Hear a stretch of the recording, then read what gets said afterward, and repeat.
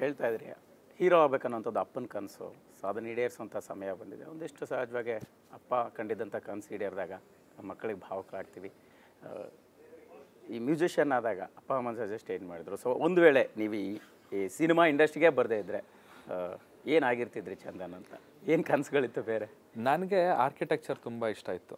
ನಾನು probably contractor ಆ ಥರ ಮನೆ ಕಟ್ಸೋ ಕಾಂಟ್ರಾಕ್ಟರ್ ಆಗ್ತಿದ್ದೆ ಅಂತ. ನೋಡಿ, ನೀವೇನಾರು ಹಂಗಾಗಿದ್ರೆ ಒಬ್ಬೊಳ್ಳೆ ಹೀರೋ ಕಳ್ಕೊತೀನಿ, ಮ್ಯೂಸಿಷಿಯನ್ಸ್ ಇರ್ತಿರ್ಲಿಲ್ಲ, ಸಿಂಗರ್ ಇರ್ತಿರ್ಲಿಲ್ಲ. ಬಟ್ ಥ್ಯಾಂಕ್ಸ್ ಟು ನಮ್ಮ ಅಪ್ಪ ಅಮ್ಮಂಗೆ ತುಂಬ ಥ್ಯಾಂಕ್ಸ್. ಸ್ಪೆಷಲಿ ನಮ್ಮ ತಂದೆಯವ್ರಿಗೆ ಥ್ಯಾಂಕ್ಸ್ ಹೇಳ್ತೀನಿ. ನಮ್ಮ ತಾಯಿಯವ್ರಿಗೂ ಒಂದು ಸ್ವಲ್ಪ ಹಂಗೆ ನಷ್ಟು ಬೇಡ, ಓದಲಿ, ಅವ್ನು ಕೆಲಸನೇ ಮಾಡಲಿ ಅಂತ ಇತ್ತು. ಬಟ್ ಆದರೂ ನಮ್ಮ ತಂದೆಯವ್ರಿಗೆ ಏನೋ ಒಂದು ಕಾನ್ಫಿಡೆನ್ಸು, ಇವನು ನನ್ನಲ್ಲಿ ಅದೇನು ಪ್ರತಿಭೆ ನೋಡಿದ್ರು ಏನೋ ಗೊತ್ತಿಲ್ಲ. ಸೊ ಅವರು ಚಿಕ್ಕ ವಯಸ್ಸಲ್ಲಿ ನನಗೆ ಹೇಳ್ದಂಥ ಒಂದು ಮಾತು ಅದು ಇವತ್ತು ನಿಜ ಆಗ್ತದೆ. ಅದು ಅವತ್ತು ಆಡಿದ ಮಾತು ಇವತ್ತು ನನ್ನ ಕಿವಿಲಿದೆ. ಅವತ್ತು ನಮ್ಮ ಅಂಗಡಿಯಲ್ಲಿ ಸಕಲೇಶ್ಪುರ ಮೇನ್ ರೋಡಲ್ಲಿ ಟೌನ್ ಹಾಲ್ ಪಕ್ಕದಲ್ಲಿ ನಮ್ಮದು ಒಂದು ಅಂಗಡಿ ಇತ್ತು, ಚಿಕ್ಕದು, ಒಂದು 15x15 ನಮ್ಮದು ಅಂಗಡಿ, ಸ್ಟೇಷ್ನರಿ ಅಂಗಡಿ ನಮ್ಮದು. ನಮ್ಮ ಅಂಗಡಿಯಲ್ಲಿ ಬುಕ್ಸು, ಬ್ಯಾಗು, ಬೆಲ್ಟು, ಮತ್ತು ಬಿಂದಿಗೆಗಳು, ಛತ್ರಿ ಎಲ್ಲ ಆಲ್ಮೋಸ್ಟ್ ಎನಿಥಿಂಗ್ ಇವನೇ ಒಂಥರ ಈ ಸೂಪರ್ ಮಾರ್ಕೆಟ್ ಇರುತ್ತಲ್ಲ ಆ ಥರ ಚಿಕ್ಕ ಮಿನಿ 15x15 ಇದ್ದಂಥ ಒಂದು ಚಿಕ್ಕ ಅಂಗಡಿಯಲ್ಲಿ ಎಲ್ಲ ಸಿಗೋಂಥ ಒಂದು ಚಿಕ್ಕ ಅಂಗಡಿ. ನಮ್ಮ ತಂದೆ ಕ್ಯಾಶ್ ಟೇಬಲಲ್ಲಿ ಕೂರೋರು, ನಾನು ಈ ಕಡೆ ಸೈಡಲ್ಲಿ ಕೂರ್ತಿದ್ದೆ. ಕಸ್ಟಮರ್ ಬಂದ ತಕ್ಷಣ ನಾನು ಅಟೆಂಡ್ ಮಾಡಬೇಕಾಗಿತ್ತು. ಸೊ ಯಾರು ಕಸ್ಟಮರ್ಸ್ ಇಲ್ಲದಿರೋ ಟೈಮಲ್ಲಿ ನಮ್ಮಪ್ಪ ಒಂದು ದಿವಸ ಇವತ್ತು ಹೇಳಿದ ನನಗೆ ನೆನಪಿದೆ, ಲೋ ನೀನು ಹೀರೋ ಆಗೋ ಸಿನಿಮಾದಲ್ಲಿ ಅಂತ. ನಂಗೆ ನಗು ಅವತ್ತು. ಅವತ್ತಿನ ಸಂದರ್ಭಕ್ಕೆ ಏನಂತ ಗೊತ್ತಿಲ್ಲ ನನಗೆ. ಹೀರೋ ಆಗೋ ಅಂತ ತಕ್ಷಣ ಏನು ಹೀರೋ, ಮನೆಗೆ ಬಂದ್ಬಿಟ್ಟು ನೋಡಿದ್ದೀನಿ ಕನ್ನಡಿ ಮುಂದೆ ನಾನು ಹೀರೋನಾ ಅಂತ ನೋಡಿದ್ದೀನಿ.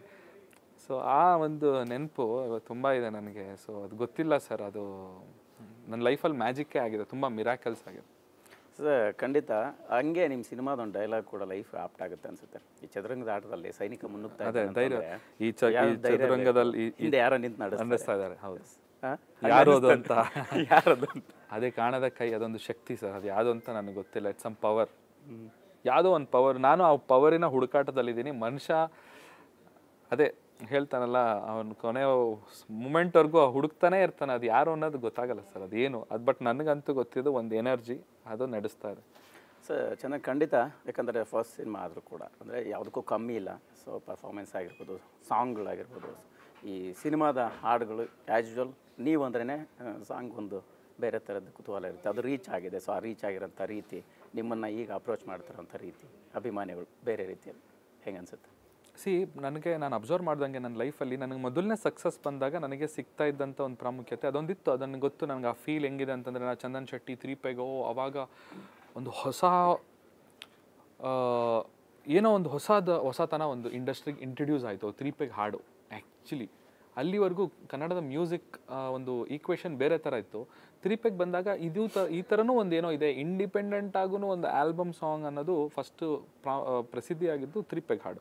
ಸೊ ಅವಾಗ ಸಿಗ್ತಾ ಇದ್ದಂಥ ಒಂದು ನನಗೆ ಆಡಿಯನ್ಸಿಂದ ರಿಯಾಕ್ಷನ್ ಏನಿದೆ, ಇವತ್ತು ಸಿಗ್ತಾ ಇರೋ ಒಂದು ರಿಯಾಕ್ಷನ್ ಇದೆ, ಇಟ್ಸ್ ಎಂಟೈರ್ಲಿ ಡಿಫ್ರೆಂಟ್.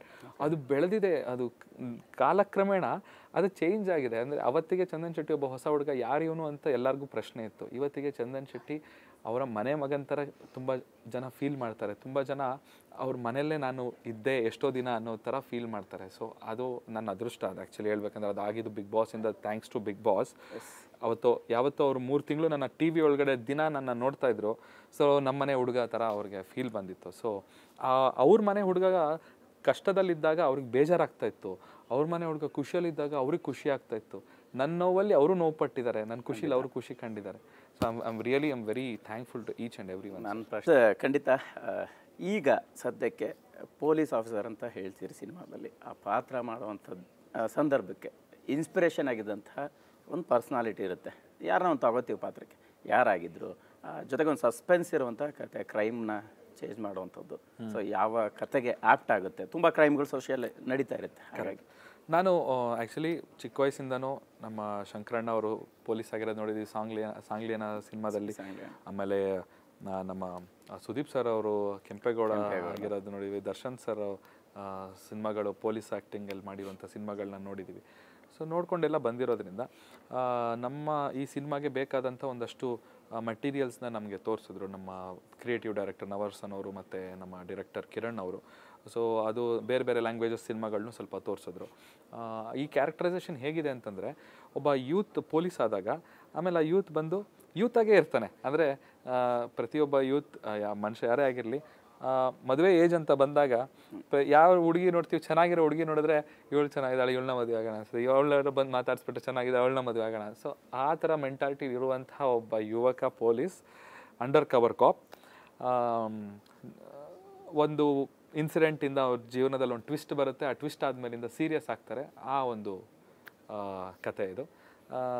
ಸೊ ಚೆನ್ನಾಗಾಗಿದೆ ಸರ್. ಕಿರಣ್ ಕುಮಾರ್ ಅವರು ಮತ್ತು ನವರಸನ್ ಅವರು ತುಂಬ ಚೆನ್ನಾಗಿ ಸಿನಿಮಾನ ತುಂಬ ಚೆನ್ನಾಗಿ ಎತ್ಕೊಂಡು ಬಂದಿದ್ದಾರೆ. ಮೇ 9ನೇ ತಾರೀಕು ಸಿನಿಮಾ ರಿಲೀಸ್ ಆಗ್ತದೆ. ಎಸ್, ಖಂಡಿತ. ಬಟ್ ಈ ಸಿನಿಮಾದಲ್ಲಿ ಒಂದು ವಿಶೇಷತೆ ಏನಂತಂದರೆ, ಸಂಜನಾ ಆನಂದ್ ಅವರ ಒಂದು ಸ್ಪೆಷಲ್ ಸಾಂಗ್ ಇದೆಯಲ್ಲ, ಅದು ಅಂದರೆ ಬೇರೆ ರೀತಿ ಕ್ರಿಯೇಟ್ ಮಾಡಿರ್ತಕ್ಕಂಥದ್ದು. ಬಟ್ ನಿಮಗೆ ನೀವು ಸಾಂಗ್ ಮಾಡೋವಂಥದ್ದು ಮತ್ತು ಬೇರೆ ಸಾಂಗ್ ಮಾಡೋಂಥದ್ದು ಡಿಫ್ರೆನ್ಸ್ ಇರುತ್ತೆ. ಸೊ ಹಾಗಾಗಿ ನಿಮಗೆ ನೀವು ಸಾಂಗ್ ಮಾಡ್ಕೊಳ್ಳೋವಂಥದ್ದು ಹೆಂಗಿತ್ತು ಆ ಸಿಚುವೇಶನ್ನು? ನಿಮ್ಮನ್ನೇ ನೀವು ಕಲ್ಪಿಸ್ಕೊಳ್ಳೋವಂಥದ್ದು ಹೆಂಗಿತ್ತು ಅಂತ? ಅದು ನನಗೆ ಫಸ್ಟು ಪ್ರೊಡ್ಯೂಸರ್ ಬಂದಂಗೆ ಅಪ್ರೋಚ್ ಆದಾಗ ನೀವೇ ಮ್ಯೂಸಿಕ್ ಮಾಡಬೇಕು ಅಂತ ಹೇಳಿದ್ರು. ಆಯಿತು ಮಾಡ್ತೀನಿ ಸರ್ ಅಂತಂದೆ. ಆದರೆ ಹಿಟ್ ಸಾಂಗ್ ಬೇಕು, ನೀವು ಮಾಡ್ತೀರಲ್ಲ ಆಲ್ಬಮ್ ಸಾಂಗ್ ಹಿಟ್ ಹೊಡಿತೀರಲ್ಲ, ಹಂಗೆ ಹಿಟ್ ಸಾಂಗ್ ಬೇಕು ಅಂದರೆ. ಸೊ ಅದು ಆ್ಯಕ್ಚುಲಿ ಏನಂದರೆ ಅದರ ಆ್ಯಡೆಡ್ ಪ್ರೆಷರ್ ಅದು. ಆ್ಯಕ್ಚುಲಿ ಹಿಟ್ ಸಾಂಗ್ ಮಾಡೋದು ಅನ್ನೋದಿದೆ ಅಲ್ವಾ, ಸಾಂಗ್ ಮಾಡಿ ಅಂದರೆ ಸಾಂಗ್ ಮಾಡಿಬಿಡ್ಬೋದು, ಹಿಟ್ ಸಾಂಗ್ ಮಾಡಿ ಅಂತಂತಾರಲ್ಲ, ಆಗ ಒಂದು ಸಾಂಗ್ ಮಾಡಿದ್ರೆ ಸಾಕಾಗಲ್ಲ, ಒಂದು 5-6 ಸಾಂಗ್ ಮಾಡಿ ಆಮೇಲೆ ಒಂದು ಫೈನಲ್ ಆಗಬೇಕು. ಬಟ್ ಇದರಲ್ಲಿ ಏನಾಯಿತು, ನನಗೆ ಇವರು ಒಂದು ತಲೆಗೆ ಹಾಕ್ಬಿಟ್ಟು ಕಳಿಸ್ಬಿಟ್ರು. ನಾನು ಆ ಟೈಮಲ್ಲಿ ದುಬೈಗೆ ಟ್ರಾವೆಲ್ ಮಾಡ್ತಾಯಿದ್ದೆ. ದುಬೈಲಿ ಹೋದೆ, ಅಲ್ಲಿ ಒಂದಷ್ಟು ಕಡೆ ಮ್ಯೂಸಿಕ್ ಪ್ಲೇ ಮಾಡುವಂಥ ಜಾಗಗಳಿಗೆ ಹೋದೆ. ಅಲ್ಲೆಲ್ಲ ಹಾಡುಗಳೆಲ್ಲ ಕೇಳಿದೆ, ದುಬೈ ಸ್ಟೈಲ್ದು ಒಂದಷ್ಟು ಸಾಂಗ್ಗಳೆಲ್ಲ ಕೇಳೋ ಒಂದು ಇನ್ಸ್ಪಿರೇಷನ್, ಯಾಕೆ ಈ ಸ್ಟೈಲ್ ಒಂದು ಸಾಂಗ್ ಮಾಡಬಾರ್ದು ಅಂತ ಯೋಚನೆ ಮಾಡ್ತಿದ್ದಂಗೆ ಅಲ್ಲೇ ಒಂದು ಲೈನ್ ಬಂತು, ನನ್ನ ಡ್ಯಾಶ್ ಮಾಡ್ಕೊಳ್ಳೆ, ನನ್ನ ಡ್ಯಾಶ್ ಅನ್ಕೊಳ್ಳೆ ಅಂತ. ನವರಸನ್ ಅವ್ರಿಗೆ ಕಾಲ್ ಮಾಡಿದೆ, ಸರ್ ಒಂದು ಒಳ್ಳೆ ಲೈನ್ ಬಂದಿದೆ ಸರ್, ಓಕೆನಾ ನಿಮಗೆ, ಹಾಡಿ ಅಂತಂದರು. ಹಾಡು ತೋರಿಸ್ದೆ, ಫಿಕ್ಸ್. ಬೆಂಗಳೂರಿಗೆ ಬಂದೆ, ಸಾಂಗ್ ಕಂಪೋಸ್ ಮಾಡಿದೆ, ಕೇಳಿಸ್ದೆ, ಓಕೆ ಆಯಿತು. ಆಮೇಲೆ ಸಂಜನಾ ಆನಂದ್ ಅವ್ರನ್ನ ಆನ್ ಬೋರ್ಡ್ ತೊಗೊಂಡು ಬಂದರು.